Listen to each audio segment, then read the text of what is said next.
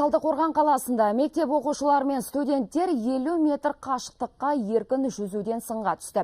Сайыс жеңімпаздары бағалы сыйлықпен марапатталып, төтенше жағдайлар қызметінде тегін оқу курстарынан өтуге жолдама алды. Ал қалғандары жаз бойы құтқарушы болып жұмыс істей алады.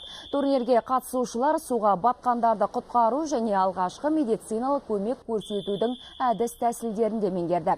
Жалпы Алматы облысында маусым ашыла 10 адам суға кеткен. Жастарды біз осы болашақта құтқару мекемелеріне ұсынатын боламыз, өздерін жақсы көрсеткен үшін. Және де осы Талдықорған қаласындағы пляжға жұмыс жасауға өзіміздің ұсыныс хатымызды білдіреміз. Бұл жаңағы бүкіл денсаулыққа жақсы, бұл да спорттың бір түрі. Ол спорт жаңағы дененің бүкіл бұлшық еттен қозғалуға, әсіресе кеуденің ауа жолдарын кеңейіп, жүрек қан айналымын жақсартады.